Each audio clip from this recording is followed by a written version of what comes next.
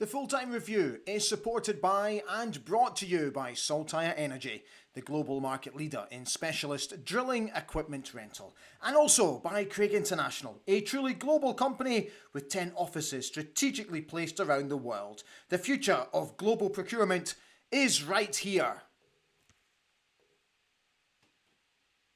Another woeful performance has condemned Aberdeen to a bottom six finish this season. It was as drab as they come yesterday. So just to confirm, it is now impossible for us to finish in the top six. Dundee are now simply too far ahead of us, and we play them next on Saturday. We stay in 9th position. Hi everybody, how you doing? A very warm welcome to Ali Beg ABTV this Sunday night. This is a live review show. So what I'm looking for you to do is to get involved in the show this evening and let me know your own thoughts about Aberdeen's draw against Livingston yesterday. So it's the bottom six, that's where we will end up. We will get the split in the next couple of weeks, and yeah, all we have to do now is just ensure our safety. But it's been a horrible end to the season. It's been a horrible season, full stop, let's be honest. We've had some ups, but mainly we've had our downs. So just get in touch. You know the script by now. Just leave your comments underneath the video and I will do my best to read out the majority of your comments that come in this evening. Feel free to interact with each other as well. That would be great. And if you wouldn't mind, don't forget to like tonight's show if you do enjoy it. And also don't forget to subscribe as well if you haven't already done so. Your support will be gratefully received. So as per normal tonight, we'll just go through all the bits and pieces as normal, but we will dedicate the bulk of the show to you guys this evening. So this week, I'm actually planning to do a show most nights. And the idea behind the show is to take a sort of a more in-depth look at those who have been, how can I put it, who have been linked with the Aberdeen managerial vacancy. So there's a number of sort of potential names out there that we could look at. And I just thought it'd be something completely different to do, something out of the norm. And I'll just do my best to try and gain as much data as I can. And yeah, we'll go live every night at 7 o'clock UK time. And again, you guys can join in the debate and let me know your own thoughts and your own feelings about our possible candidates. So we'll start with the team that Peter picked yesterday, because basically it was the same team that started against Ross County last weekend. I personally would have preferred to have seen the team that finished against Ross County last weekend. So he went with his usual formation, a sort of 4-2-3-1. But I just felt yesterday there were far too many ineffective players. And I know the conditions were not easy.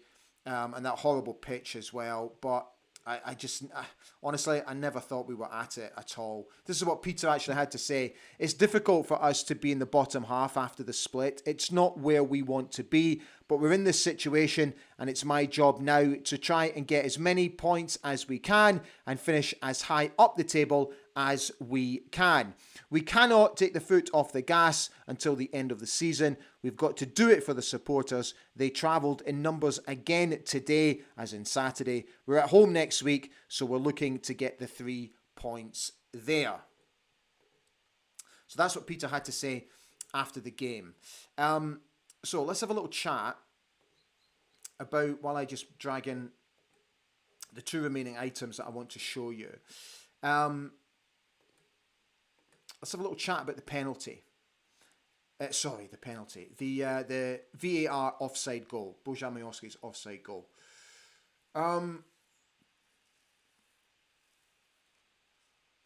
I think I might have to sit on the fence with this one, because without getting the actual lines, which I don't really understand why they weren't provided, because for me it was not clear the offside. Who was offside? Now, we're all talking about Angus MacDonald, but if you look at it closely, I think the first Livingston defender in that line of defence plays him on.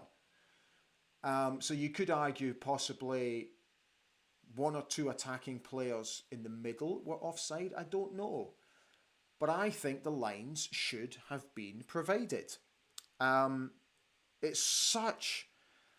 Oh, it was awful, wasn't it? Because when Bojan put the ball in the back of the net, I went absolutely nuts, like I'm sure all of you did. And then, for it to get ruled out by VAR, it's just margins. It's toenail margins, and it's just infuriating. But, I don't know. What do you guys think? Did you think it was offside? Do you think it was a bad call? I really don't know. I must admit, when I saw the replay for the first time, I thought, he's offside. Angus was offside. That was my first thought. But I just wish they would provide the lines. It wasn't clear. Provide the lines. Stops people, with these conspiracy theories and talking about conspiracy theories. Oh, I hate VAR. I absolutely hate VAR. Oh, it's the absolute bane of football at the moment.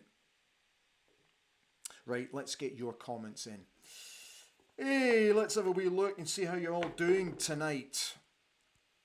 So, we shall start with... where are you? Kenny Salvin. Hi, Kenny, how you doing? He quite simply says, up the Reds. Gordon Keith Ritchie says, hi all, poor game, two poor teams, poor pitch, and whether properly a draw was a fair result. Graham Barron, hi Graham, how you doing, fella? Another poor performance. At least we have group stage football with the silly League Cup rounds. We just need to win every game now to make us look good for a new manager. Tough task. Can't be bothered, I said. All I can say is, when you've been Warnocked, Mayoski would have buried that chance prior to that charlatan throwing him under the bus. Paul Donaldson, hi Ali, hope you've had a good weekend. So, Paul. A really poor match yesterday, but at least we didn't lose. Hopefully when we play Livingston after the split, it'll be at home and it won't be very long. Yeah. Sorry, it won't be long. It will be... Hang on, let me get this right. After the split, it'll be at home and it will be a very long time before we have to play another match on that awful pitch. Got you, Paul. Got you. Can't be bothered replied to Paul's message by saying, I hope the Premier League clubs take the opportunity to ban plastic pitches in the top flight when Livy go down. I have to say, I completely agree, can't be bothered. Bas Strachan has said, evening all, not many pass marks were given out yesterday, that's for sure. A poor performance along with the wind, and of course that pitch. Onwards we go to next Saturday, and then the split games. Paul Donaldson, came back to say, I've looked at the images of the disallowed goal over and over and still can't tell whether or not Angus MacDonald was offside. Will not be happy if that decision cost us and we end up in 11th place. Angela Hamilton says, good evening. I have to admit, I'm so over this season. It's been beyond shocking. It has, Angela, hasn't it? Kevin Turner said, really disappointed yesterday. I take on board the arguments that the plastic pitches are awful, but we're still so disjointed, looking like complete strangers playing together. As for VAR, dearie me. Canewell Metal Detectives, how we doing? He says, I just want the season to finish. It's not going to get any better until the new manager and players arrive. We have some good players, but we need at least 4 new influential players to come in. Yeah, I'm with you on that one. Danielle Nero Jaffrey says, you lot will improve next season. I'm excited for the Aberdeen Hearts battle for third next season to try and officially be the third best team in Scotland, but it will end up being us jam tarts. Thanks for coming on, mate, and thank you for being respectful. I really appreciate that. Rod Cow says, really poor stuff from the Dons. With Livingston having such a nightmare season, you'd have thought we could have got something. This truly is a season to forget. Mr. Orc has said, was so slow and clueless, not enough of a press. There was no fear as they seemed to be guaranteed a place every week. Bastrakin said, my take on Leven's comments post-game certainly felt like he's there until the end of the season. Lorraine Baxter's here. Hi, Lorraine. She says, good evening. Really poor performance yesterday. Gutted about the disallowed goal. Wrong team selection, in my opinion. What does Palvaro have to do to get a start? Yeah. I also must admit, I just felt the game passed Connor by last week. I felt it passed him by again yesterday. Look, I know there was endeavour, but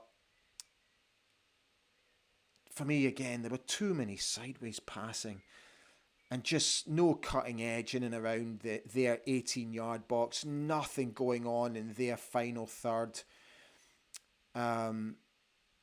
Bojan, when he was clean through, I think he just took an extra touch, which I think he sort of almost had to reset himself to try and dink the ball over Sharmel. But yeah, apart from that, I just don't think we created enough at all. Man. Kaiser 1903 says, fit like everybody, another game, another dire performance. He continues by saying, Majowski's goal should have stood. Where are the lines? I know, mate. Lord Cow says, completely agree that the plastic pitches have no flight in top flight football. Right, so obviously being where I am, I don't get to watch programmes like Sports Scene. So it can't be bothered said on Sports Scene, they said lines not provided as it was obvious he was offside. So yes, I read that today, that the SFA did not provide the lines, saying that it was obvious. Oh my God. Oh my God. Is this what we've come to? Is this what our game has come to? Come on. It was absolutely not obvious at all. God, absolutely despair. Grey Pilgrim has said pretty much all grass pitches in the SPFL have 20% artificial content. The moan about plastic pitches is irrelevant. Astro today is very different to what it was in its first incarnations. Yeah, I take that point, mate, but they're still garbage, I think. The game of football should be played on grass. Paul Donaldson said it's a shame that the keeper saved that one chance from Majowski in the first half. If that had gone in, it probably would have been a better game. God, no danger. It was crying out for a goal, wasn't it? John Kilo has said SFA refused to publish the lines to BBC, which is ominous. Plus, there was a question as to who was offside, and that was dodged as well. It was inconclusive on the BBC, which should mean a goal. Exactly. Charles Craig says, hi, Charles. I am annoyed that for many weeks we've been looking for the results of matches involving teams in the lower half of the league, hoping that they've been beneficial for our position. I know. And Charlie, I've got to be honest, I was very much guilty of that myself yesterday because I was looking out, first and foremost, I was looking out for the Dundee St Johnstone game. Then I was looking at the Motherwell result because if Dundee had lost, which they did, and with Motherwell winning, that gave us a chance to still get top six because I know Dundee have got a game in hand, but they have to play Rangers, and obviously we had to take care of our own business, which obviously should have been first and forthright in our own thinking, but I could not help but look at the results that was going on around us. But Charlie, I absolutely take your point, mate. Jude says decision making was awful. Wind was with us in the second half. Why taking out swinging corner when he should have been putting pressure on the keeper as the wind was causing him problems? Pepper the goal. I said that on the previous show yesterday. Just pepper the goal. Just get it in amongst them.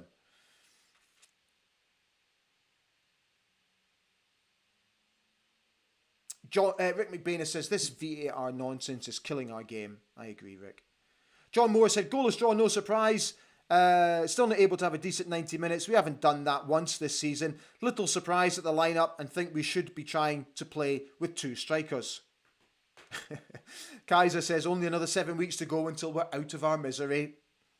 37 Chewy says, here we go. This is the slowest ground out fight for safety. Let's hope for a big performance in the semi, cough, cough, so we can finish an up and down season on a high. John Moore came back to say, like the idea of your live shows about the managers, think recruitment should also be discussed. Think we're looking like maybe 10 to go and be replaced.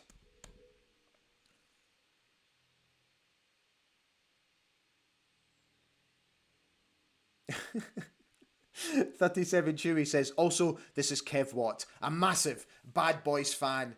He says, no, we can't do it. Yeah, you just did, Kevin. You just did, mate. You just did. By the way, you can't quite... Do you like my t-shirt? Eh? A friend of mine from London got me that. One more time?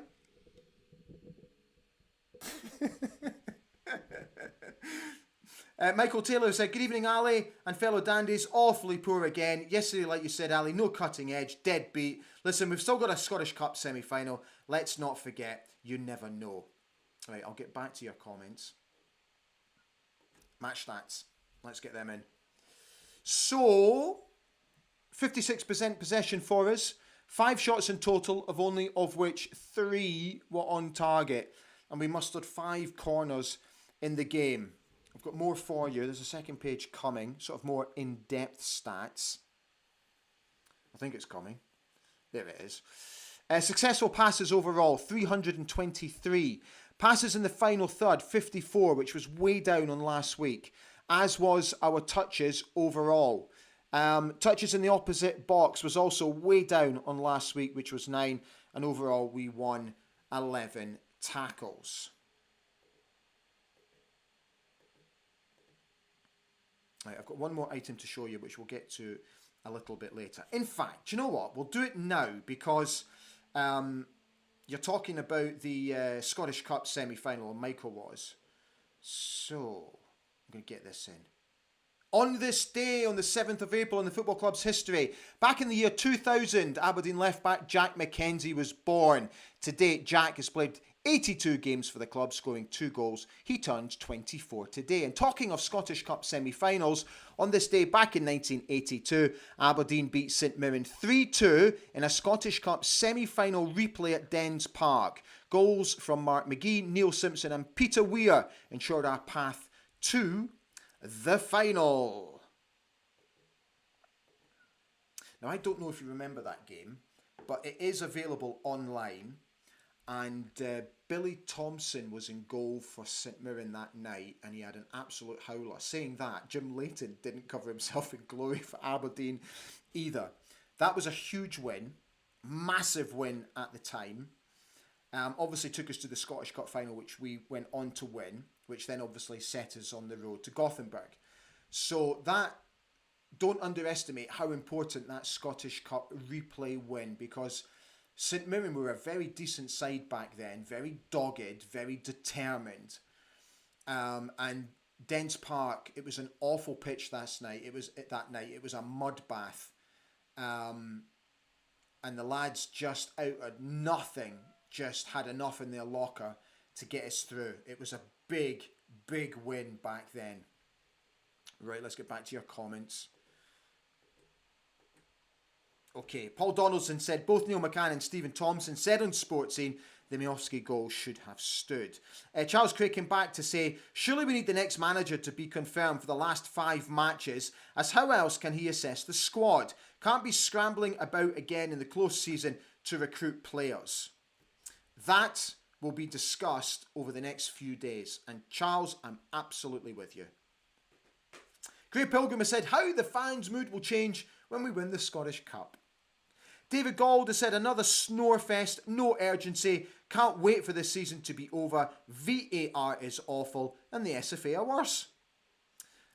Kaiser 1903 has said, Conor Barron is leaving. I'm not saying he's down tools, and not that there were tools to down in the first place, but we should be putting in the players that will be here next season. Derek Griffiths has said, hi Ali, can't wait until the season ends anyway. The only positive we can take that we are 3 games undefeated. Absolutely hate VAR, scrap it, as we can't celebrate a goal properly now. Yeah.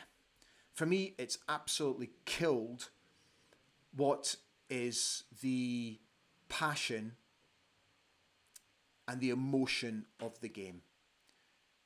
Now, I must admit, yesterday, I absolutely lost the plot when Bojan scored, as in my celebration.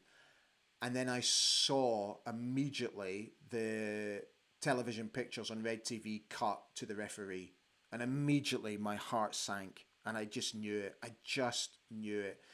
And within a split second, all that emotion, relief, everything just gets taken away. And that's what VAR has done to football. I feel so sorry for the new generation of football fans that are going to have to grow up with this nonsense. How are you supposed to celebrate a goal? David Gold has said, if refs have a chance to give a decision against us, they'll take it almost every time. Kevin Turner says, we're here often enough that we have a quality squad, but do we? Results would indicate otherwise, lacking characters in there who can drive the team on and lead by example. And he mentions Ramadani and Ross McCrory. Hey, how am I doing? Okay, 21 minutes. All right, we've still got a few comments to get in, so we'll just get through them. Can't be bothered said, who is this Rangers you speak of? I do beg your pardon. The Rangers. Gordon Keith Ritchie said, it's time VAR is ditched. Karen O'Connor said, she loves my t-shirt. Roy Thompson has said, our last 3 managers' recruitment has been terrible. I'm starting to think it's more Dave C. and friends' fault, even though the manager had a say. At least I hope they did. 37 Chewy is asking me, have you heard any insider info on the next manager? All the folk I know working at the club say it's been very quiet internally. Is that a good thing? Look, I have absolutely no idea who the new Aberdeen manager is going to be. None whatsoever. I'm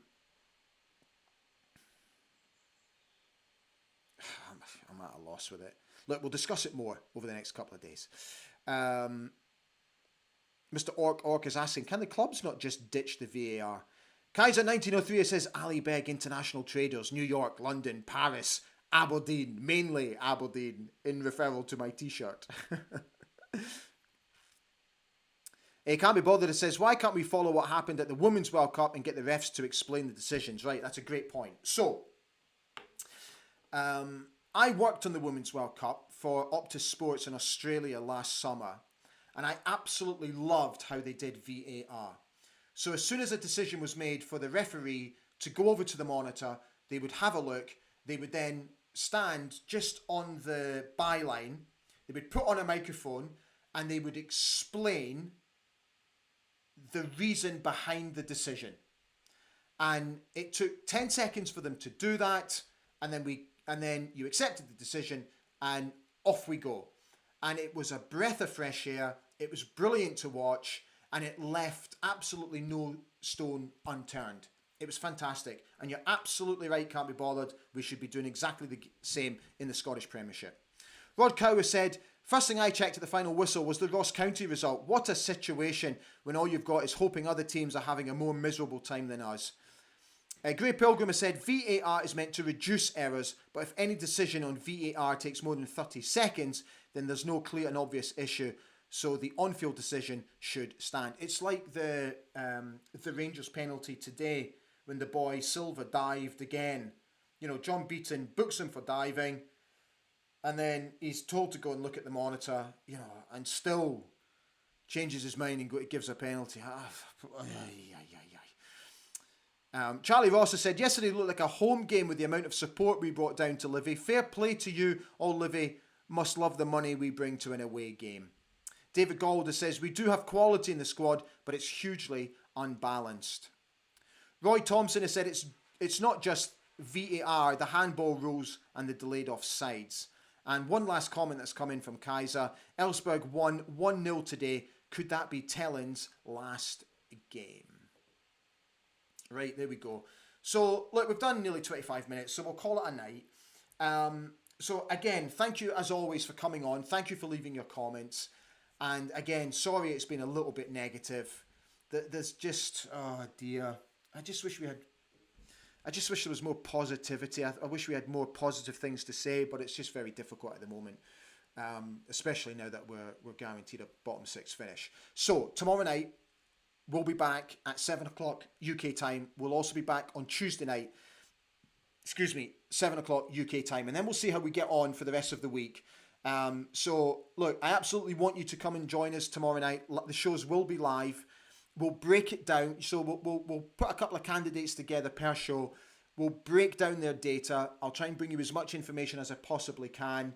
And yeah, we'll just have a discussion. I'll try and get a couple of guests on as well who are relevant to that person. So I'll do my best. So I'm going to be scrambling around tomorrow to try and get you a show. But no matter what, we'll definitely be back at 7 o'clock tomorrow night. So guys, listen, enjoy the rest of your Sunday. Enjoy your evening. And I will see you again tomorrow night. Take care. Enjoy your Monday. Bye for now.